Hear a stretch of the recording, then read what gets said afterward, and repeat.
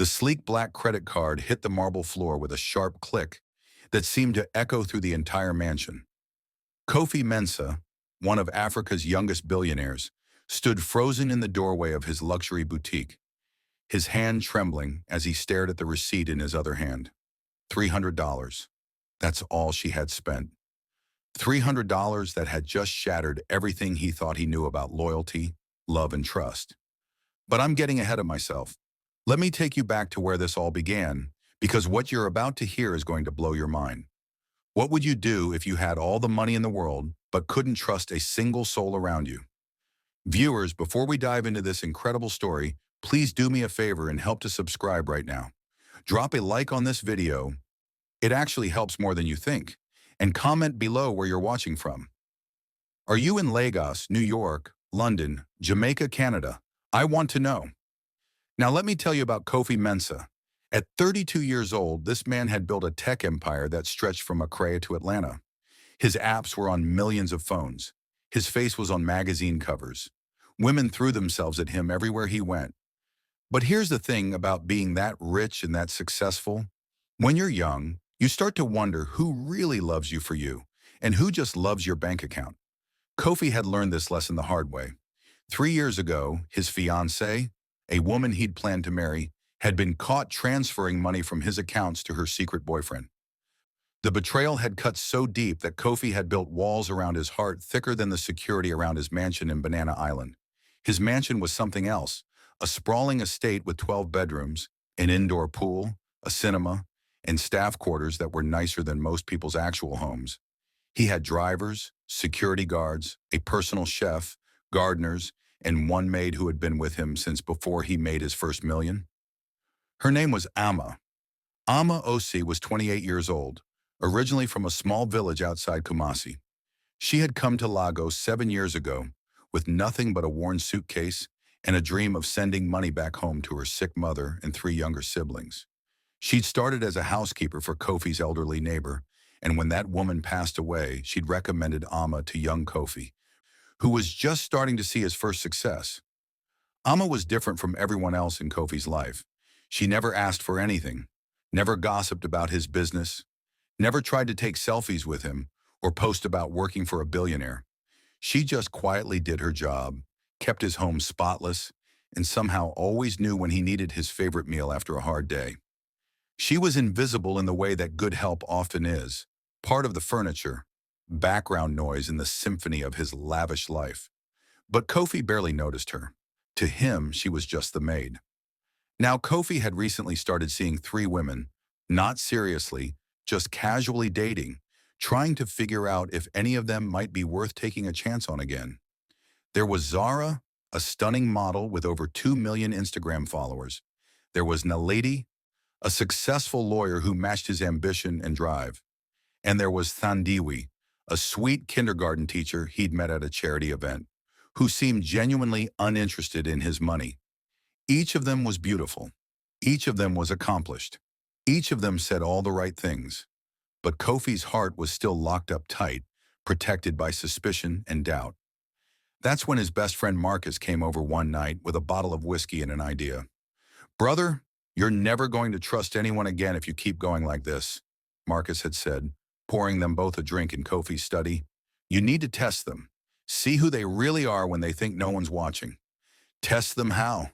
Kofi had asked, swirling the amber liquid in his glass. Marcus leaned forward, his eyes gleaming with mischief. "Give each of them your credit card for a day. Tell them to buy whatever they want, no limit. Then see what they do. A person's true character shows in how they handle money they didn't earn." It was manipulative. It was cynical. It was probably not the healthiest way to build a relationship. But Kofi was desperate for answers, desperate to know if real love still existed in his world of zeros and commas. So he decided to do it. But then Marcus added something else. "Don't just test the women you're dating," he said. "Test everyone. Your driver, your chef, even your maid. Anyone who's close to you. Make it a real experiment.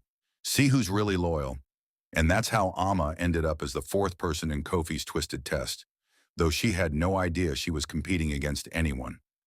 She thought she was simply being given an unexpected gift from a generous employer. But what Amma bought with that card, what she chose to spend Kofi's money on when she thought no one was watching, that's what broke his heart in a way he never expected. And when Kofi finally saw that receipt, when he understood what it meant, everything changed. Are you ready to find out what happens next? Then smash that subscribe button right now because you won't believe where this story goes. Hit the like button, share this with someone who loves a good story, and drop a comment telling me what you think Amma bought. The test began on a Monday morning, crisp and clear, with Lagos traffic already humming outside Kofi's estate walls. He had planned everything carefully over the weekend, 4 identical black credit cards, each loaded and ready, each one a window into someone's soul. Zara was first. Kofi met her at a trendy restaurant in Victoria Island, the kind of place where a salad costs more than most people's daily wage. She arrived in a cloud of expensive perfume, her designer dress clinging to her curves, her smile bright and practiced. "Baby, what's this about?" she asked, sliding into the booth across from him, her perfectly manicured nails catching the light. Kofi pushed the credit card across the table. "I want to do something special for you. Take this card. Spend the day shopping, treating yourself, whatever you want. No limit. Consider it a gift for being in my life." Zara's eyes widened, then narrowed slightly, as if she was trying to figure out the catch. "Are you serious? No limit?" "No limit," Kofi confirmed, watching her carefully. "Just enjoy yourself." "I want to spoil you." She snatched up the card so fast it almost made him laugh. "Oh my God, Kofi, you're amazing. I know exactly where I'm going." She was already on her phone, probably texting her friends before he'd even finished his coffee. Naledi was different. When Kofi presented her with the card that afternoon at her law office, she set down her pen and studied him with those sharp, intelligent eyes that had first attracted him to her. "What's this really about, Kofi?" she asked, not touching the card. "This feels like a test." He'd prepared for this. Naledi was too smart to just accept things at face value. "It's not a test. I've just been thinking about how hard you work, how much you've accomplished on your own. I want to give you a day where you don't have to worry about budgets or being practical. Just live a little." She picked up the card slowly, turning it over in her fingers. 24 hours? 24 hours. And you won't judge me for whatever I buy? I won't judge you. She slipped the card into her purse, but something in her expression was guarded, thoughtful. "Thank you, Kofi. That's very generous." Tandiwi was the easiest. When Kofi gave her the card that evening, at a quiet coffee shop in Lekki, her first response was confusion. "But why?" she asked, her gentle voice almost lost in the ambient noise around them. "I don't need anything, Kofi. You already paid for my mom's hospital bills last month, remember?" He had forgotten about that, actually. It had been a small thing to him. 20,000 naira, barely worth remembering. But the way her eyes had filled with tears when he'd handed her the check, that had stuck with him. "Just take it," he said softly. "Buy something that makes you happy. Take your students on a field trip. Donate it to charity. Whatever feels right to you." She held the card like it might burn her. "I'll think of something meaningful," she promised. "Thank you, Kofi. This is too much." By the time Kofi got home that night, he was exhausted from playing the generous boyfriend 3 times in one day. He walked through his front door, loosening his tie, ready for one of Amma's home-cooked meals and maybe some mindless television. Amma was in the kitchen as always, stirring something that smelled like heaven. She looked up when he entered, giving him that small, shy smile she always had. "Good evening, Mr. Kofi. Dinner will be ready in 20 minutes. I made your favorite, jollof rice with grilled tilapia." He watched her for a moment, this woman who had been part of his household for so long that he barely saw her anymore. She was pretty, he realized with some surprise. Not in the flashy way Zara was pretty, or the polished way Naledi was attractive. Just naturally pretty, with kind eyes and a genuine warmth that seemed to radiate from her. "Amma, come sit down for a moment," he said, pulling out a chair at the kitchen table. She looked startled, wiping her hands on her apron. "Sir, is something wrong? Did I do something?" "No, no, nothing's wrong. Just sit, please." She perched on the edge of the chair, clearly uncomfortable. In 7 years, they'd probably had fewer than 10 real conversations. Their relationship was professional, distant, built on routine and unspoken understanding. Kofi pulled out the fourth credit card. Amma, you've worked for me for a long time. You've always been reliable, trustworthy, and you've never asked me for anything beyond your salary. I want to do something for you. Her eyes dropped to the card on the table between them, but she didn't reach for it. Sir, I don't understand. Tomorrow is your day off, right? Take this card, go shopping, buy things for yourself, for your family back home, whatever you need or want. Just take one day and not worry about money. Amma's hand flew to her mouth. Mr. Kofi, I can't accept this. It's too much. I'm just your maid. Something about the way she said, just your maid, bothered him, though he couldn't say why. You're not just anything, Amma. You're part of this household. Please take it. Make yourself happy tomorrow. She reached for the card with trembling fingers, tears pooling in her eyes. Thank you, sir. Thank you so much. I'll be very careful with it. I promise I won't spend too much. Spend whatever you want, he said firmly. That's the point. After she left the kitchen, card clutched in her hand like a precious gem, Kofi called Marcus. It's done, he told his friend. All 4 cards are out there. Now we wait and see who they really are. You're going to be surprised, brother, Marcus said. People always show you who they are when they think you're not watching. Question is, are you ready to see the truth? Kofi wasn't sure he was, but it was too late now. The test was in motion, and by tomorrow night, he would know everything he needed to know about the women in his life. What he didn't know was that the real surprise wouldn't come from the women he was dating. It would come from the woman he'd barely noticed at all. The next morning, Kofi woke up with a knot of anticipation in his stomach. He'd barely slept, his mind racing through possibilities. What would each woman buy? Who would show restraint? Who would go wild? Who would prove themselves worthy of his trust? He'd set up alerts on his phone for each credit card transaction. Every purchase would ping him immediately with the amount and location. It was invasive, sure, but this was his heart on the line. He needed to know. The first ping came at 9:15 in the morning. Zara, luxury mall in Victoria Island. 45,000 naira at a designer boutique. Then another ping, 60,000 at a jewelry store. Then another, and another. By 10:30, she'd spent over 300,000 naira, and she was just getting started. Kofi sat in his home office, watching the numbers climb on his phone. 350,000, 400,000, a handbag here, shoes there, a complete makeover at the most expensive salon in Lagos, lunch at a 5-star restaurant with friends, where she'd apparently picked up everyone's bill and ordered champagne. By noon, Zara had blown through 700,000 naira, and the pings kept coming. Unbelievable, Kofi muttered, shaking his head. But was he really surprised? Zara lived for luxury. Her entire brand was built on excess and glamour. Still, seeing it in real time, watching her tear through his money like it was water, it left a bitter taste in his mouth. Naletti's first transaction came at 11. A bookstore. 15,000 naira. That made Kofi smile.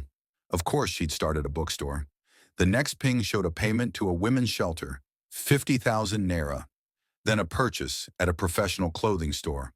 Modest, practical pieces. 30,000 naira. By lunch, Naletti had spent just under 200,000, and most of it had gone to charity or practical purchases. Kofi felt a warmth in his chest. This was what he'd hoped for. Restraint, thoughtfulness, character.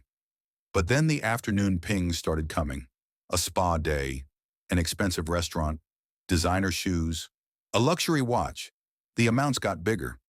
By evening, Naledi had spent 600,000 naira. Not as excessive as Zara, but not the picture of restraint she'd seemed to be that morning either. Kofi felt his hope deflating like a balloon. Even Naledi, smart and accomplished Naledi, had gotten caught up in the thrill of unlimited money. Thandiwee's transactions were different from the start. Her first purchase was at a toy store. 40,000 naira worth of educational supplies and toys. The note on the transaction said, Sunshine Kindergarten Donation. Then a grocery store, bulk items, rice, beans, oil. 25,000 naira, delivered to an orphanage in Aja. Kofi found himself leaning forward, studying each transaction like they were clues to a mystery. Thandiwe bought new shoes, but they were practical, comfortable ones for teaching. She paid for her neighbor's medical bills. She sent money to 3 different charities. By the end of the day, she'd spent 320,000 naira, and nearly all of it had gone to other people. Kofi sat back in his chair, a strange feeling washing over him. Thandiwe had passed his test with flying colors. She'd been generous, thoughtful, selfless. So why did he still feel empty? Why did this whole exercise suddenly feel hollow and manipulative? But there was still one more card to track. Amma's. The first ping from Amma's card came late, almost 1 in the afternoon. Kofi had started to wonder if she was even going to use it. The location was a medical supply store in Ikeja. The amount was 65,000 naira. Medical supplies? Kofi frowned, pulling up the detailed receipt on his banking app. Prescription medications, a wheelchair, a walker, medical monitoring equipment. The next ping came from a school in a neighborhood Kofi barely knew existed. One of those areas where the roads weren't paved and electricity was a luxury. 30,000 naira. School fees for 6 children, the receipt said. Not just one child, 6. Then a market. Not a fancy supermarket, but a local market. 40,000 naira worth of food, bulk items, enough to feed a large group for weeks. Kofi's phone kept pinging, but the amounts weren't getting bigger. They were staying modest, purposeful. A payment to a landlord for someone's overdue rent. 15,000 naira. New uniforms for a children's football team. 8,000 naira. Medicine for a community health clinic. 20,000 naira. By evening, Amma had spent just under 300,000 naira, less than Zara, less than Naledi, about the same as Thandiwe. But something about her purchases felt different. Each transaction told a story of someone specific, someone real, someone Amma knew and cared about. The final ping came at 7:45 in the evening. Kofi stared at his phone, his heart suddenly beating faster. The location was a small boutique in Yaba. Nothing fancy, nothing expensive. The amount was 12,000 naira. The item description simply read, women's church dress and shoes. That was it. Out of 300,000 naira worth of purchases, Amma had spent 12,000 on herself. One simple dress and a pair of shoes. Kofi set down his phone, his hands shaking slightly. He thought about Amma, who had worked for him for 7 years, who had never taken a vacation, who sent almost her entire salary back to her family every month, who wore the same 3 outfits on rotation because she couldn't afford more.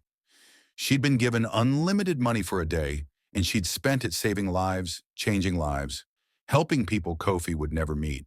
And at the very end, almost as an afterthought, she'd bought herself one dress. One dress. Kofi felt something crack in his chest, like ice breaking in spring. He stood up abruptly, grabbing his car keys. He needed to see the evidence himself. He needed to understand who Amma really was, this woman who had been invisible to him for so long. He drove to the boutique in Yaba, arriving just as they were closing. The owner, a middle-aged woman with kind eyes, recognized the name on the credit card. "Oh yes, Amma," she said, smiling. "Such a sweet girl. She came in today looking for something nice for church. She said she'd been wearing the same 2 dresses for years and wanted something new. She tried on so many things, but kept putting them back, saying they were too expensive. Finally, I told her, 'Girl, your boss gave you that card to use it.' So she picked the simplest dress we had and the most practical shoes. She was so happy, though. You should have seen her face." Kofi thanked the woman and left, but he didn't go home. He drove to Ikeja, to the medical supply store, then to the school, then to the market. At each location, he asked about Amma, and at each location, the story was the same. She'd come in with a list. Not a wish list, but a needs list. People who were suffering, people who needed help. She'd known exactly what to buy, exactly who needed what, because she'd been keeping track. Probably for years, seeing needs she couldn't meet on her maid's salary, carrying the weight of other people's suffering in her heart. By the time Kofi drove back to his mansion in Banana Island, it was past midnight. His hands gripped the steering wheel so tight his knuckles were white. The test had revealed something, all right, but not what he'd expected. It had revealed his own blindness, his own selfishness, his own failure to see what had been right in front of him all along. real goodness, real selflessness, real love. And he'd been too busy testing people, suspecting people, protecting his heart, to notice the person who had been silently loving everyone around her all this time. This story is getting intense, right? If you're feeling this, hit that like button and subscribe to the channel. Share this with someone who needs to hear this message about what really matters in life. Comment below and tell me, have you ever overlooked someone important in your life? Let's talk about it. Kofi didn't sleep that night. He sat in his study, staring at the receipts spread across his desk like evidence in a trial. But the person on trial wasn't Amma, it was him. Every transaction told a story he'd been too blind to see. The wheelchair was for Mrs. Adebayo, the elderly woman who lived in Amma's village, who had broken her hip and couldn't afford proper medical equipment. The school fees were for the children of Amma's deceased cousin, kids who would have dropped out without help. The rent payment was for a young single mother Amma had met at the market, about to be evicted with 3 babies. How did he know all this? Because at 6 in the morning, unable to wait any longer, he'd called Amma and asked her to come to his study.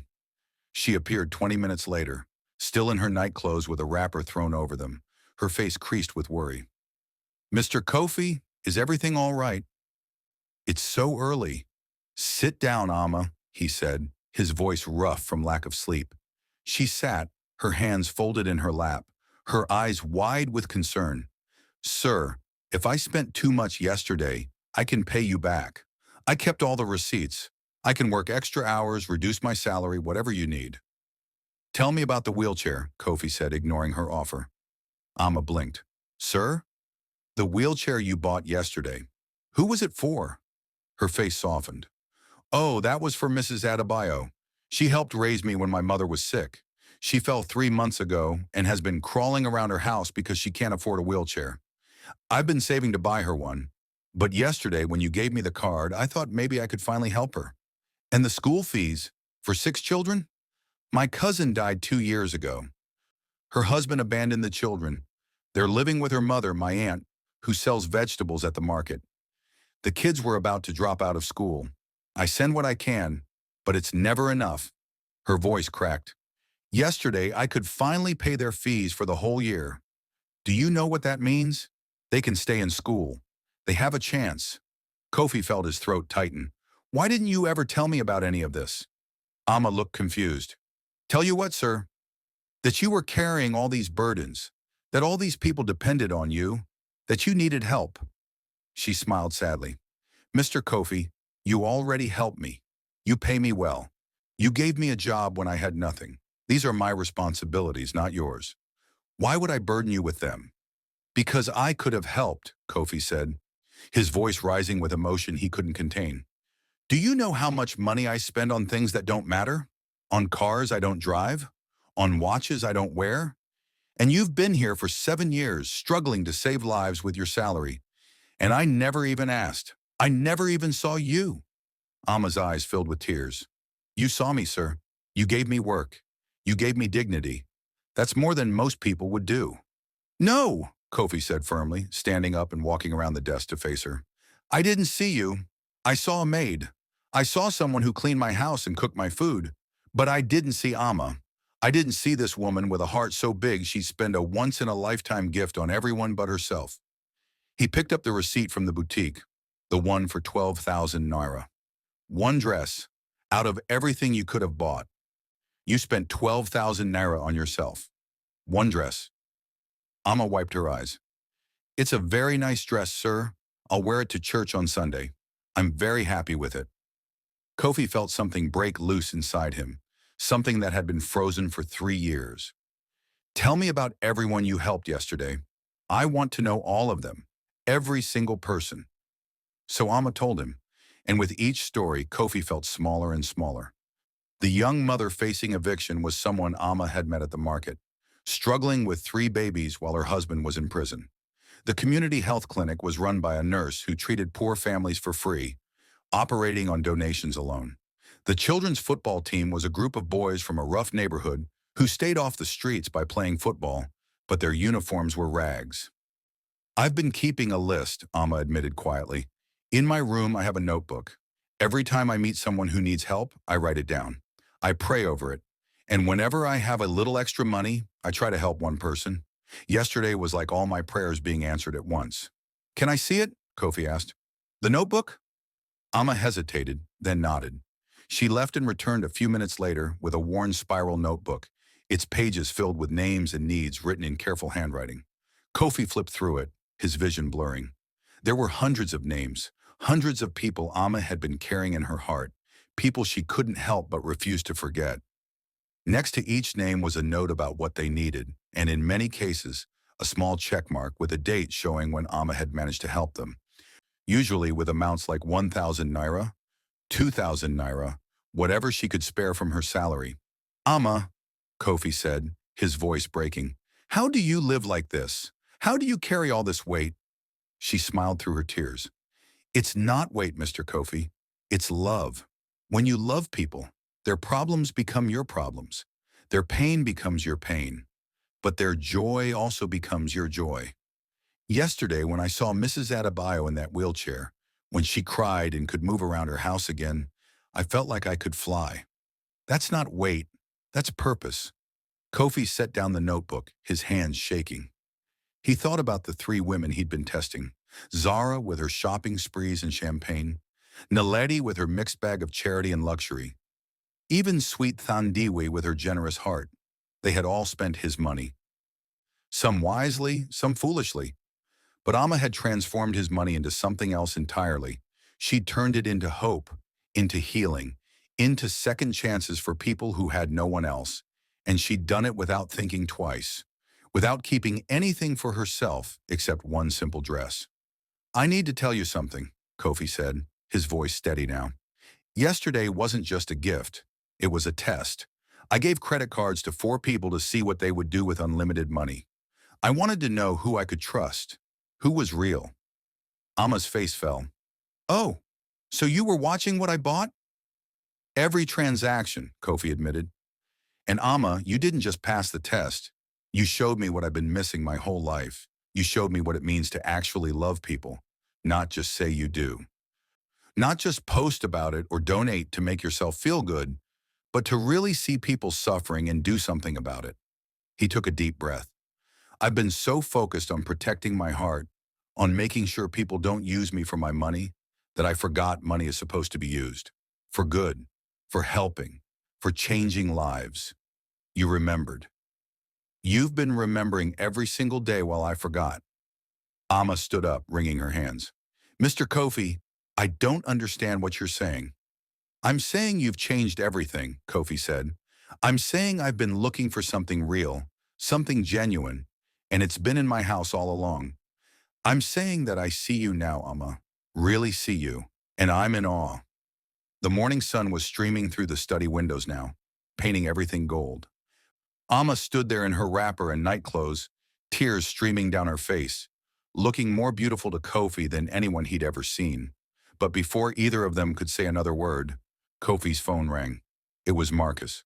Brother, you need to turn on the news right now, Marcus said, his voice urgent. It's about one of your credit cards. There's a problem, a big problem. Kofi's blood ran cold. He grabbed the remote and switched on the television in his study. The morning news was on, and there, plastered across the screen, was a story that made his stomach drop. Breaking news. Local Instagram model Zara Okafor is being questioned by police after allegedly using a billionaire's credit card to make fraudulent purchases worth over 2 million naira. Sources say she continued using the card long after the agreed 24 hours, making unauthorized purchases But that wasn't even the worst part, because as the camera panned to footage from the police station, Kofi saw something that made his blood boil. Standing next to Zara, being led into the station in handcuffs, was someone else. His driver. His personal driver of 5 years, who he'd trusted with his life. And according to the news report, the two of them had been working together, planning to drain his accounts and disappear. The test had revealed more than Kofi bargained for. And this wasn't over yet. What do you think is going to happen next? Do you think there are more betrayals to come? Drop your thoughts in the comments. And if you're loving this story, do me a huge favor and share it with your friends. Hit that like button and subscribe. Where are you watching from? Let me know in the comments below. The police station was chaos. News cameras flashed outside. Reporters shouted questions. And inside, Kofi sat in a small office with Detective Chukwu, watching security footage that made his skin crawl.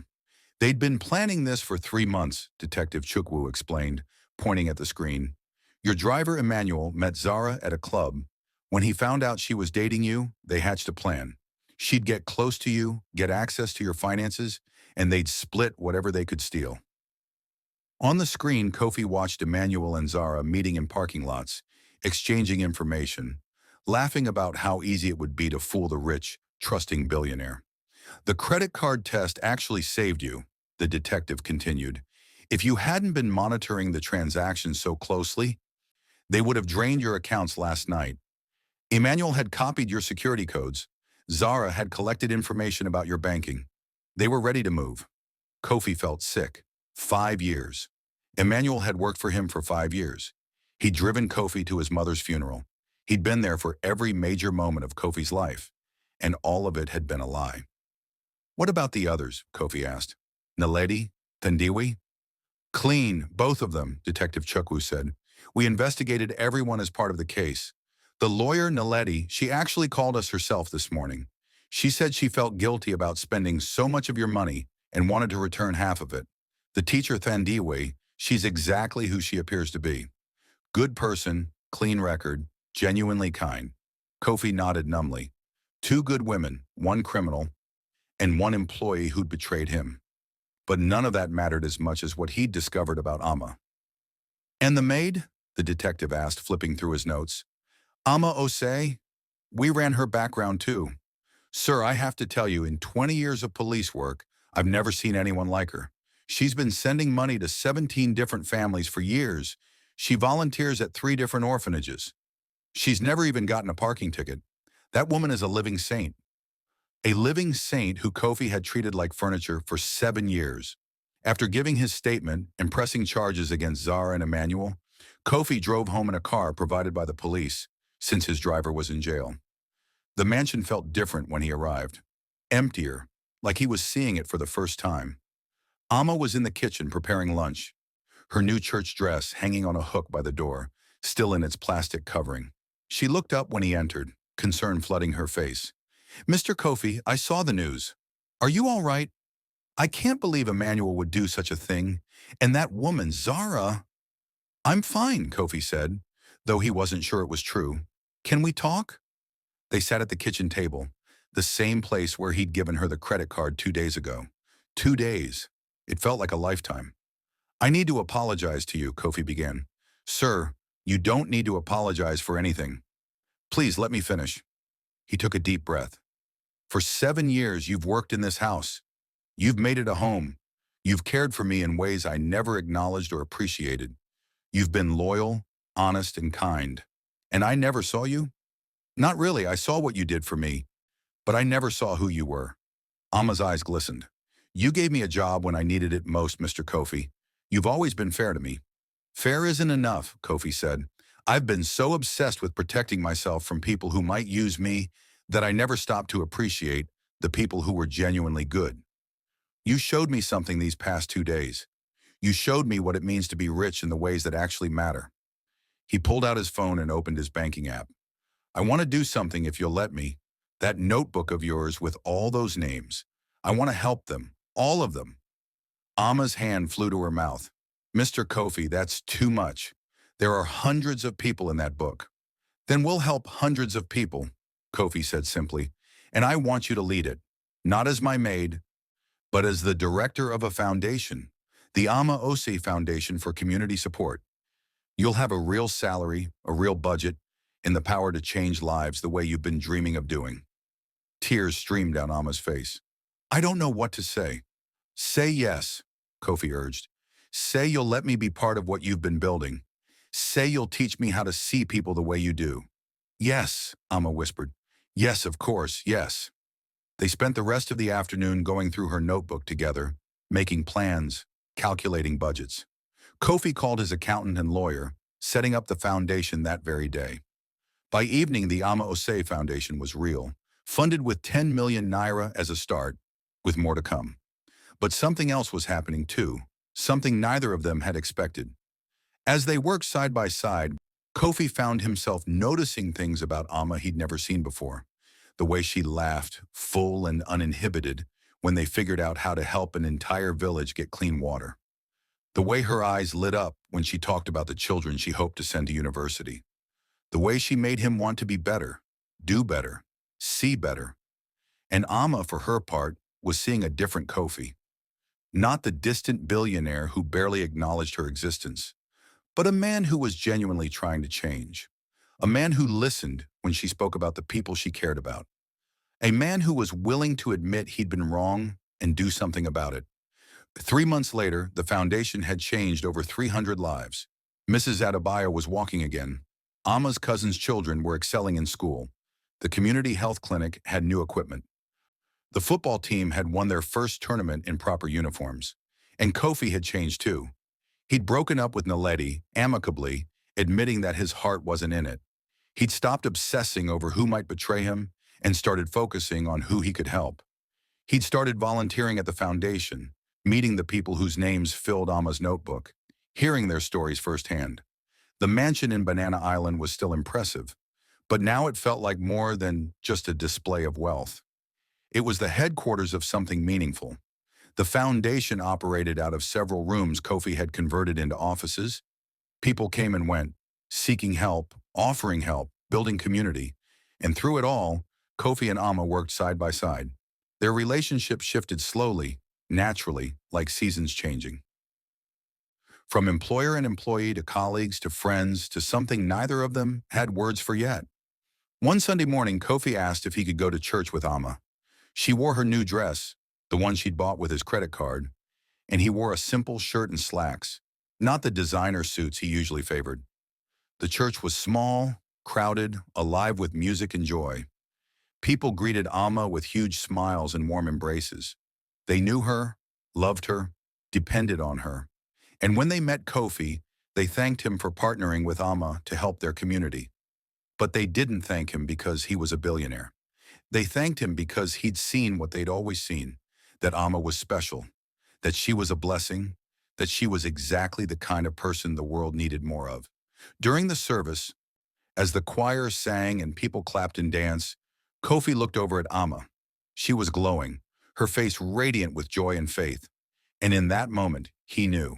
He'd spent years looking for someone real, someone who would love him for who he was, not what he had. Someone who understood that money was a tool, not a goal. Someone whose heart was bigger than any mansion, whose dreams were about lifting others up, not climbing higher themselves. She'd been there all along, right there in his house, invisible to him because he'd been too blind to see. After church, they walked through a nearby market, buying fresh fruit and chatting with vendors Amma had known for years. Children ran up to her, hugging her legs, showing her their school report cards. Old women blessed her and called her daughter. Young mothers asked for advice. "Do you see this?" Kofi asked, gesturing at the community around them. "This is what you built, not with money but with love, with consistency, with showing up day after day, caring about people everyone else forgot." Amma smiled. "We built it, Mr. Kofi. The foundation has done more in 3 months than I could do in a lifetime alone." "Stop calling me Mr. Kofi," he said, taking her hand. She looked down at their joined hands, surprised, then up at his face. "Just Kofi. Please." "Kofi," she said softly, testing the sound of it. "I need to tell you something," he continued, his heart pounding. "That test I did with the credit cards, I thought I was testing other people. But really I was being tested, and I failed. I failed to see what was right in front of me. I failed to understand what real wealth looks like. I failed to recognize love when it was serving me breakfast every morning and making my house a home." Amma's eyes widened. "Kofi, what are you saying?" "I'm saying that somewhere along the way, working with you, watching you love people, learning to see the world through your eyes, I fell in love with you. Not with my maid, with Amma, with this incredible woman who has more wealth in her heart than I'll ever have in my bank accounts." Tears spilled down Amma's cheeks. I've loved you for 3 years, she whispered. I never said anything because I knew I wasn't the kind of woman a man like you would choose. I'm just a girl from a village. I clean houses. I don't wear designer clothes or go to fancy parties. I thought I would just love you quietly and be grateful for the chance to work for you. Kofi pulled her closer. You're not just anything. You're everything I've been looking for. You're the answer to questions I didn't know how to ask. And if you'll have me, if you'll teach me how to love the way you do, I promise I'll spend every day trying to be worthy of you. Around them, the market continued its bustling life. Vendors called out their wares. Children played. The sun shone warm and bright. And in the middle of it all, a billionaire and a former maid held each other close, both of them crying, both of them finally seen. The test had revealed the truth, but not the truth Kofi expected. It revealed that real love doesn't come with a price tag. That true character shows up in how you treat people who can do nothing for you. That the most valuable person in your life might be the one you've been overlooking all along. 6 months later, they got married in that same small church, surrounded by all the people from Amma's notebook. People who had been helped by the foundation, children who could now go to school, families who had hope again. The wedding wasn't in a luxury hotel or a destination resort. It was simple, joyful, and filled with genuine love. And when Kofi looked at his bride, in a wedding dress far more beautiful than the simple church dress she'd bought that day, he knew he was the richest man in the world. Not because of his bank account, but because he'd finally learned to see what really mattered. The credit card test had broken his heart, but in breaking, it had opened. And in opening, it had found exactly what it needed. Love. Real, sacrificial, transformative love.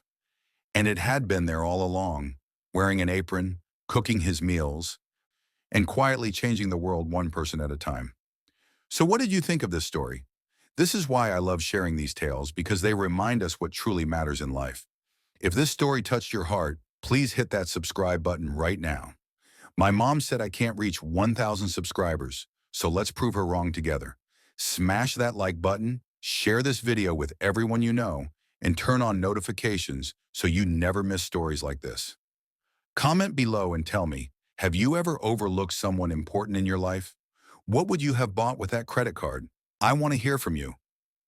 Thank you so much for watching, and remember, the most valuable things in life aren't things at all. They're people. See you in the next story.